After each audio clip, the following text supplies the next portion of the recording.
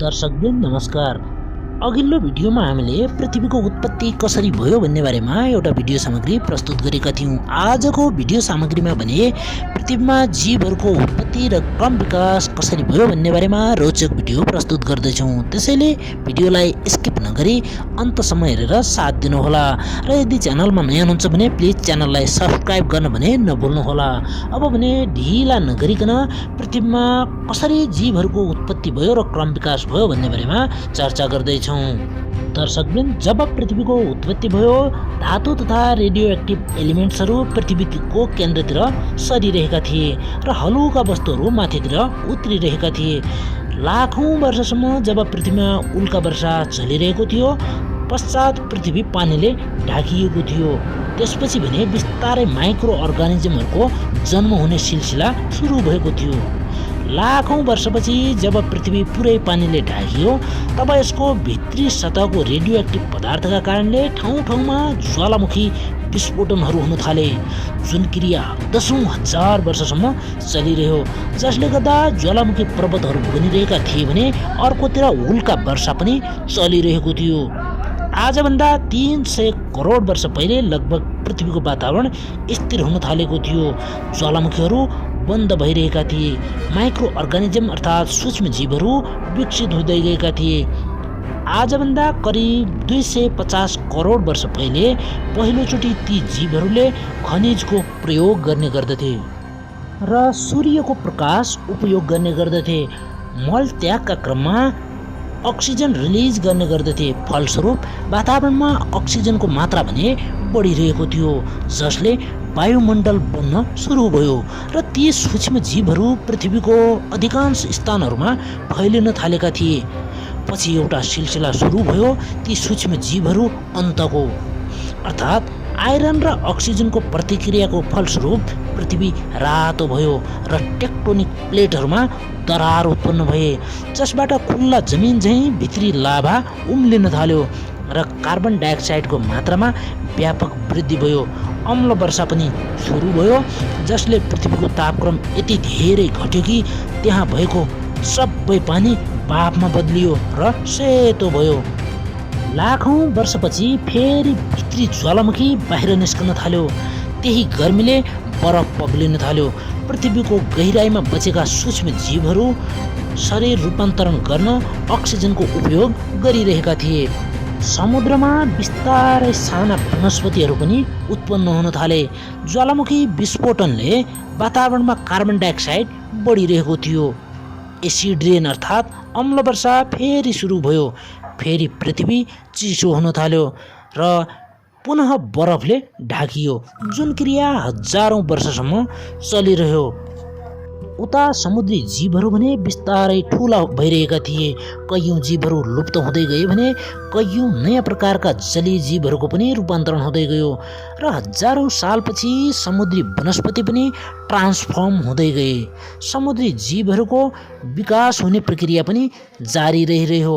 अम्ल वर्षा कम हुँदै गयो, वातावरणमा अक्सिजन पनि बढ्दै गयो, ओजोन लेयर बाक्लिँदै गयो र आजभन्दा 47 करोड साल पहिले पृथ्वीको जमिन भागमा मोसोज नामक वनस्पतिहरूको विकास भयो।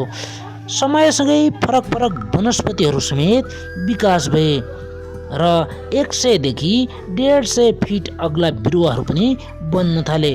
केही समुद्री जीवहरू त समुद्रबाट बाहिर समेत निस्कन थालिसके र एक्वाटिक टु ल्यान्ड एनिमलमा बदलिरहेका थिए। धरतीको अधिकांश हिस्सा एकत्रित भइरहेको थियो, जसलाई आज पनि हामी पेन्जिया महाद्वीप भनेर चिन्दछौँ। वातावरण अनुकूल भइरहेको थियो। केही समुद्री जीवहरू जमिनमा बस्न थालिसकेका थिए। शरीरको रूप, रङ, आकार र स्ट्रक्चर बदलिरहेको थियो। बिस्तारै ती जीवहरू डाइनोसर जस्ता विशाल जीवमा बदलिए। रुख खान थाले। शरीर ठुलो थियो। लडाईँ झगडा गर्थे, एक ठाउँबाट अर्को ठाउँमा जान्थे। अधिकांश जमिनको ठाउँ मरुभूमि थियो। जङ्गल समुद्रको नजिक थियो, जहाँ डाइनोसरहरू बस्ने गर्दथे। केही समयपछि पेन्जिया महाद्वीप टुट्न सुरु भयो, दरार उत्पन्न भयो। डाइनोसरहरू झन विशाल भए जसले कैयौं करोड साल शक्तिशाली जीवको रूपमा रहिरहे। त्यसपछि एउटा यस्तो अवस्था सुरु भयो, अफ्रिकासँग टुटेको भारत तिब्बतसँग गएर ठोकियो। यही टक्करले गर्दा हिमालयको स्थापना भयो। करिब 6.5 करोड वर्ष पहिले 4.5 लाख करोड किलो पिण्ड भएको उल्का 80,000 किलोमिटर प्रति घण्टाको गतिले पृथ्वीसँग ठक्कर खायो। अचानक यस्तो अवस्था आइसकेपछि एउटा प्रलय जस्तै अवस्था सुरु भयो, किनभने यस पिण्डसँग यति ऊर्जा थियो कि पृथ्वीमा पुग्ने बित्तिकै आगो लाग्यो, जसमा 10 करोड परमाणु बम एकैचोटि विस्फोट भए बराबरको ऊर्जा निस्किएको थियो। जुन ठाउँमा त्यो पिण्ड ठोक्यो त्यस ठाउँका जनावरहरू, वनस्पतिहरू एकै पटकमा खरानी बने। पुरै पृथ्वी धुलोमय बन्यो। समुद्रमा ज्वार आयो, भूकम्प पैदा भयो, डाइनोसरहरू नाश भए। तर समुद्रका जीवहरू भने यस ठुलो महाप्रलयबाट बचे। फेरि एसिड रेन सुरु भयो।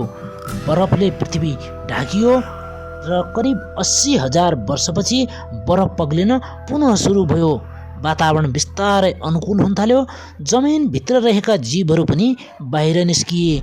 अफ्रिकामा घना र चिसा जङ्गलहरू भए। जमिनका जीवहरू बिस्तारै बाँदर बन्न थाले। जमिनमा गर्मी बढ्दै जाँदा अफ्रिकाको जङ्गल बिस्तारै सुक्न थाल्यो।